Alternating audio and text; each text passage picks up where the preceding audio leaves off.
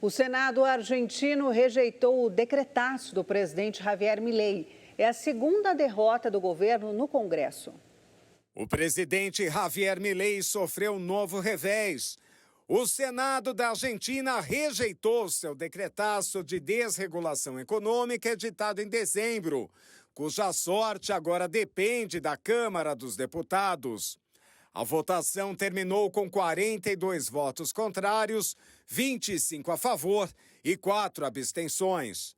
Minutos depois, Milei compartilhou uma publicação em sua rede social que classifica de traidores da pátria os legisladores que votaram contra. A derrota ocorre depois do fracasso de seu outro grande programa de reformas, a Lei Ônibus, uma iniciativa ampla que naufragou na Câmara em fevereiro e que voltará a debate com cortes e modificações. O polêmico decreto de necessidade e urgência revoga ou modifica mais de 300 normas econômicas, comerciais, trabalhistas e cíveis, e é uma peça fundamental do plano de governo de Milei para desregular e reduzir ao máximo a participação do Estado na economia argentina. Após a votação desta quinta, boa parte do decreto seguirá vigente, com exceção do capítulo referente a uma reforma trabalhista que foi suspensa pela Justiça, já que para que seja anulado pelo Poder Legislativo, também precisa ser rechaçado pela Câmara dos Deputados. O novo rim do apresentador Fausto Silva ainda não está funcionando. Faustão passou por um procedimento nesta sexta-feira. Quem tem mais informações ao vivo é o repórter Fábio Bertolozzi. Fala, Bertolozzi. Boa noite, Hermano. Boa noite, Thalita. Boa noite a todos. O apresentador Fausto Silva passou por um processo chamado embolização para resolver questões linfáticas que estavam atrapalhando a sua recuperação em virtude do transplante renal que ele realizou no último dia 26 de fevereiro. A embolização é um procedimento em que o fornecimento de sangue é interrompido propositalmente em uma parte do corpo. Esse procedimento é indicado para alguma situação clínica que possa estar dificultando o funcionamento de algum órgão, no caso do Faustão, o rim. E a gente explica, né? Nós conversamos com alguns médicos hoje, o rim transplantado ele não funciona imediatamente, ele leva aí até 15 dias para funcionar normalmente.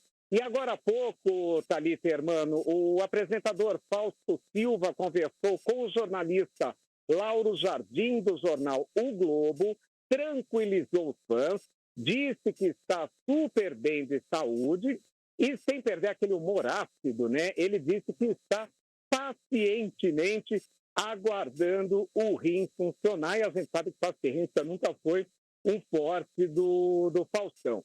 Ele segue internado no Hospital Sírio-Libanês, aqui em São Paulo, sem previsão de alta. Eu volto aos estúdios do Brasil News. Muito bem, vamos torcer, não é? Para que dê tudo certo com o Faustão. Ele passou por um procedimento complicado, que foi um transplante cardíaco, do coração, que deu certo, mas agora passou por um novo transplante. E o Brasil inteiro, né, está aqui na torcida para que o Faustão se adapte a esse transplante e fique bem de saúde, né? Então, Fábio, obrigada. Daqui a pouquinho, o Fábio Bertolozzi volta para dar informações notícias sobre o tempo, hein? O calor continua. Insuportável, calor continua, na minha modesta opinião. Vamos a mais uma notícia internacional. O filho mais velho do presidente da Colômbia, Gustavo Petro, relatou ter sido pressionado pelo Ministério Público para testemunhar contra o seu pai em uma investigação sobre o possível financiamento da campanha presidencial com dinheiro do narcotráfico. O filho do presidente colombiano, Gustavo Petro, denunciou uma pressão por parte do Ministério Público para depor contra o pai. Nicolás Petro Burgos foi acusado e julgado por lavagem de dinheiro em uma investigação sobre o possível financiamento da campanha presidencial com o dinheiro do narcotráfico.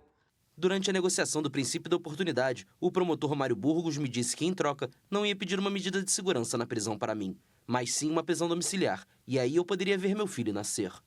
O filho mais velho do presidente compareceu diante da comissão de impeachment da Câmara dos Deputados, que pode iniciar um julgamento de impeachment e até destituir o presidente se o Senado assim decidir. Eles semearam joio para me virar contra meu próprio pai. Foi aí que entendi que essa é mais uma questão política do que jurídica. Segundo o Ministério Público, Nicolás Petro teria recebido cerca de $100 mil do tráfico de drogas. A acusação afirma que parte do dinheiro teria entrado na campanha presidencial de 2022 e o restante foi usado pelo filho do presidente para aproveitar uma vida de luxo. O mandatário nega ter usado esse dinheiro para chegar ao poder. Nicolás já havia retificado de seu depoimento inicial perante o Ministério Público e nega que o pai tivesse conhecimento da entrada desse dinheiro na campanha. E a Rússia começou a votar na eleição que deve consagrar Vladimir Putin no poder. Os locais de votação abriram no extremo leste da Rússia, dando início a uma eleição presidencial que vai durar 3 dias, na qual o presidente Vladimir Putin, no poder há 24 anos, busca um novo mandato. A votação começou nesta sexta-feira, às 8 horas da manhã, pelo horário local, 5 da tarde de quinta-feira, pelo horário de Brasília, numa península do extremo leste da Rússia. A votação termina no domingo, às 8 da noite, lá pelo enclave russo situado entre Polônia e Lituânia. Os eleitores do extremo leste começaram a votar quando cidadãos da parte ocidental se preparavam para dormir neste país que tem 11 fusos horários. No poder desde o ano de 2000, Putin tem 3 adversários de pouca relevância, que não expressam oposição à ofensiva na Ucrânia, nem à dura repressão contra os dissidentes, que resultou na morte na prisão em fevereiro do principal crítico de Vladimir Putin, Alexei Navalny. Um relatório das Nações Unidas revelou violações dos direitos humanos em conflitos na Ucrânia. A comissão chegou a conclusões depois de entrevistar 800 pessoas no país. Investigadores da ONU apresentaram nesta sexta-feira um novo balanço sobre a invasão russa na Ucrânia, que revela crimes de guerra como a morte de civis, torturas, estupros e apropriação de bens culturais. A comissão de investigação, criada pelo Conselho dos Direitos Humanos das Nações Unidas, encontrou novas evidências de que as autoridades russas violaram os direitos humanos internacionais e as leis humanitárias internacionais.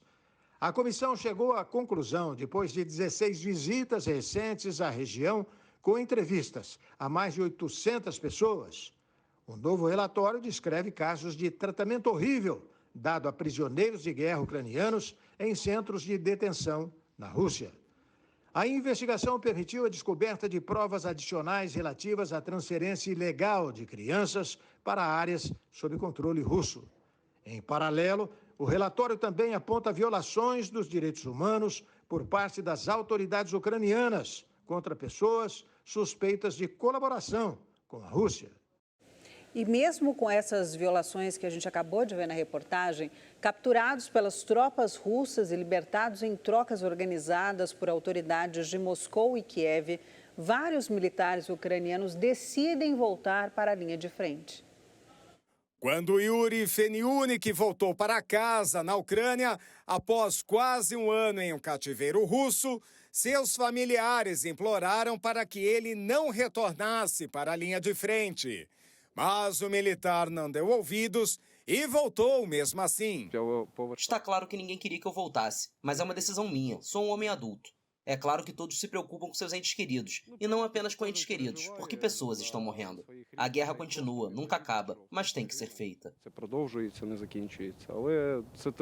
O soldado de 34 anos, membro do regimento de Azov, foi ferido e depois capturado na cidade portuária de Mariupol, no sul da Ucrânia, em maio de 22.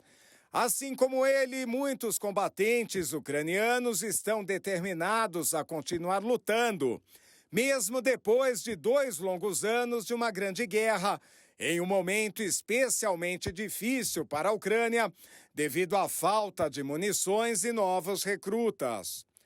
Sviatoslav Siri, de 28 anos, foi capturado depois que as tropas encurraladas em bunkers sob a siderúrgica de Azovstal receberam ordens para se render.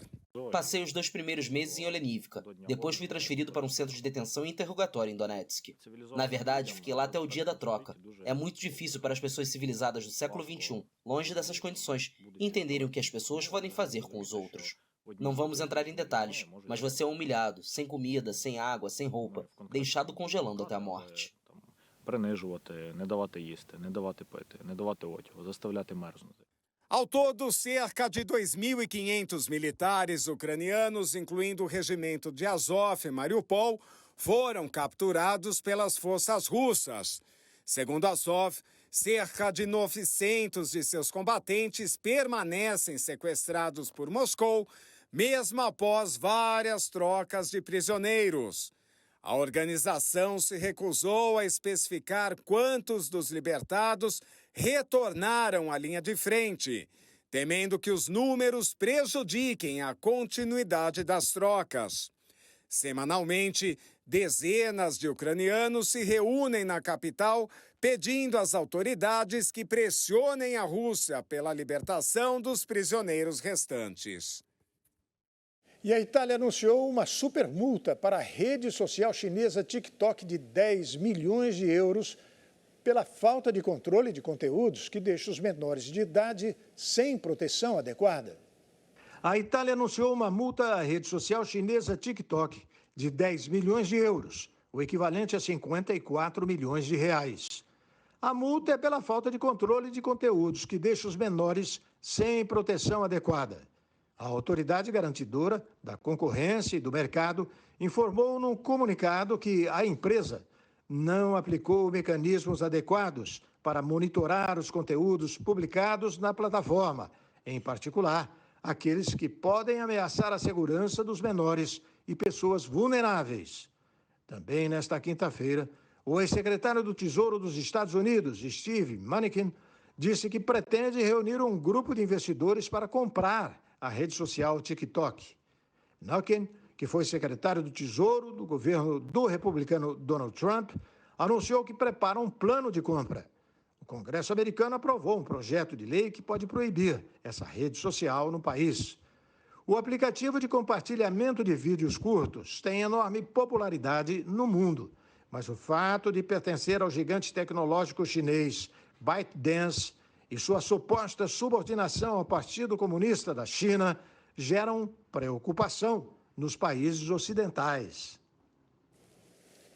Pois é, e a sexta-feira termina muito quente em boa parte do país. Nós vamos voltar agora ao vivo com o repórter Fábio Bertolozzi, que está trabalhando bastante hoje, para saber se o fim de semana será igual.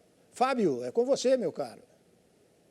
Olha, irmão, só para você ter uma ideia, agora, nesse momento em São Paulo, termômetros marcam 29 graus. Por volta do meio-dia, eles atingiram 34 graus. Foi um dia de muito calor e esse calor foi pior ainda para quem estava no aeroporto de Congonhas.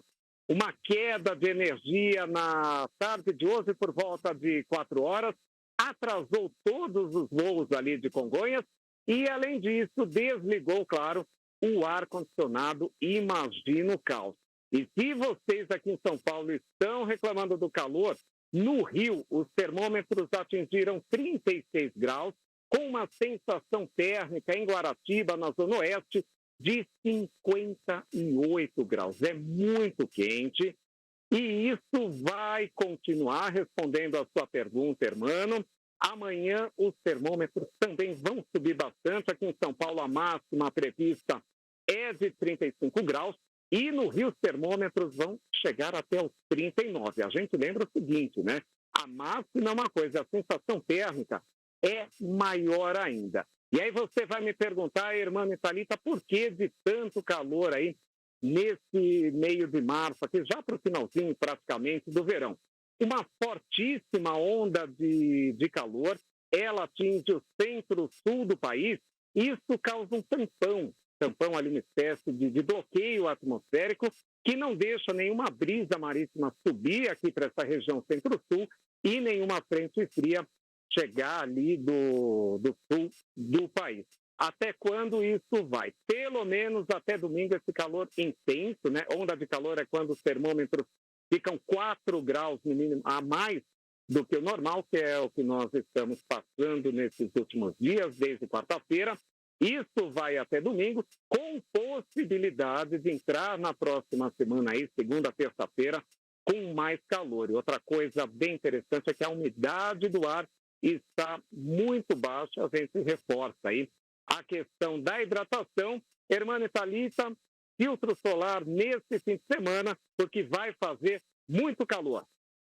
Filtro solar, coragem, muita água e muita saúde, porque a umidade do ar baixa, a gente entra no ar-condicionado, depois a gente sai naquele bafão, a sensação térmica muito maior. E o Rio, você falou máxima de 39, vai ser Rio 40 graus com certeza na sensação térmica. Eu só não vi você falar de Santos, que é a terra da Thalita aqui. Deve estar uns 55. Ela vai o fim de semana lá para Santos e você não disse nada. Eu suponho que vai estar muito quente também. Também, né?